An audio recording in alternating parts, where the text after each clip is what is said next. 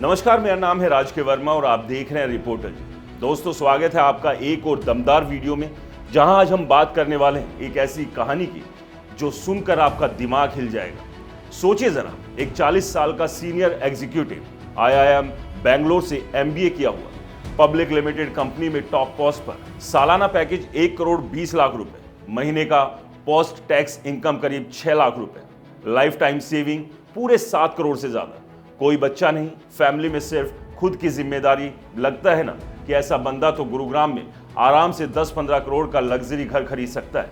लेकिन नहीं दोस्तों, ये बंदा रेडिट पर पोस्ट डालकर रो रहा है कि गुरुग्राम में घर खरीदना अभी भी उसके लिए आउट ऑफ रीच लगता है। जी हाँ दोस्तों, ये कोई मजाक नहीं, ये हकीकत है आज के इंडियन मेट्रो सिटीज की प्रॉपर्टी मार्केट। चलिए इस कहानी को डिटेल में समझते हैं और देखते हैं कि आखिर में ये हो क्या रहा है। कहानी शुरू होती है इस अननाम रेडिट यूजर से, जो गुरुग्राम के DLF फेज 2 में काम करता है।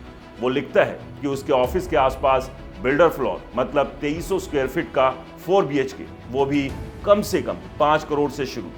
अच्छे गेटेड सोसाइटी में तो 4 बेडरूम फ्लैट 14 करोड़ के ऊपर जा रहे हैं। पुराने अपार्टमेंट्स वो सस्ते लगते हैं, लेकिन renovation, brokerage, stamp duty, registration मिलाकर फिर भी 5 करोड़ के करीब पड़ जाते हैं। अब सोचिए, 1 करोड़ 20 लाख सैलरी वाला बंदा 7 करोड़ सेविंग वाला फिर भी कह रहा है कि डाउन पेमेंट तो निकाल सकता हूं, लेकिन EMI वो तो लाखों में जाएगी। 3 से 4 लाख महीना आसानी से, और लोन 15 से 20 साल का, मतलब 60 साल की उम्र तक नौकरी करते रहो, लेकिन 40 की उम्र में सीनियर लेवल पर जॉब सिक्योरिटी कहाँ है।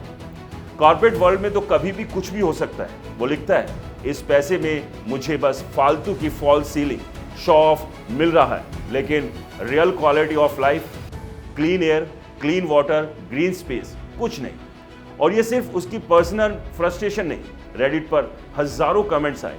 लोग बोले, भाई NCR छोड़ दो, पंचकुला, चंडीगढ़ या साउथ गोवा चले जाओ, वहां 2 से 3 करोड़ में शानदार घर मिल जाएगा, शांति मिलेगी, हेल्थ अच्छी रहेगी। एक यूजर ने तो सलाह दी, 10 करोड़ का रिटायरमेंट कॉर्प्स बनाओ, कहीं शांत जगह शिफ्ट हो जाओ, प्रॉपर्टी के चक्कर में मत पड़ो। लेकिन कुछ लोग बोले कि गुरुग्राम के प्राइम एरियाज में रहना जरूरी है, अच्छा इंफ्रास्ट्रक्चर, स्कूल, सोशल लाइफ के लिए। सवाल यह है कि क्या मेट्रो सिटीज में घर खरीदना अब सिर्फ सुपर रिच के बस की ही बात रह गई? अब आंकड़ों की बात करते हैं दोस्तों। 2025 के लेटेस्ट डेटा के मुताबिक गुरुग्राम में average property price square feet 16,000 से 25,000 रुपए तक पहुंच गए। DLF फेज 1, 2, 4, 5 जैसे प्रीमियम एरियाज में तो 20,000 से 35,000 रुपए तक पहुंचा हुआ है। सिर्फ 2 साल में 2023 से 2025 तक प्राइस 67% उछले। नाइट फ्रैंक की 2025 रिपोर्ट कहती है कि इंडिया के टॉप सिटीज में होम लोन रेट्स थोड़े कम हुए हैं, लेकिन अफोर्डेबिलिटी थोड़ी बेहतर हुई है। लेकिन NCR में अभी भी EMI इनकम का बड़ा हिस्सा खा जाती है। एनरॉक के एक्सपर्ट्स बोलते हैं कि पिछले 4 से 5 साल में प्रॉपर्टी प्राइस 30 से 50% बढ़े, जबकि सैलरी सिर्फ 8 से 10% सालाना ग्रोथ हुई। नतीजा, प्राइस टू इनकम रेशो इतना हाई हो गया कि मुंबई, दिल्ली, NCR जैसे शहरों में एवरेज घर खरीदने के लिए 30 से 34 साल पूरी सैलरी लग जाती है। एक्सपर्ट्स क्यों कहते हैं कि गुरुग्राम में प्राइसेस इतने हाई हैं? वजह साफ है, हाई डिमांड कॉर्पोरेट प्रोफेशनल से, लिमिटेड लैंड सप्लाई, बेहतर कनेक्टिविटी और इन्वेस्टर स्पेकुलेशन। कुछ एक्सपर्ट्स तो चेतावनी दे रहे हैं कि इसमें बबल रिस्क भी है, यानी कि ज्यादातर खरीदारी इन्वेस्टमेंट के लिए हो रही है, एंड यूजर कम है। लेकिन दूसरी तरफ नाइट फ्रैंक और एनरॉक जैसे बड़े नाम कहते हैं कि डिमांड सस्टेन्ड है। गुरुग्राम इंडिया का कॉर्पोरेट हब है, यहाँ जॉब्स बढ़ रही है, इंफ्रा प्रोजेक्ट्स तेज चल रहे हैं, तो प्राइसेस और ऊपर जाएंगे। दोस्तों, ये कहानी सिर्फ एक बंदे की नहीं, ये लाखों मिडिल और अपर मिडिल क्लास प्रोफेशनल की हकीकत है। क्या घर खरीदना अब सिर्फ लग्जरी बनकर रह गया है, या फिर स्मार्ट तरीके से दूसरे शहरों में शिफ्ट होना बेहतर है?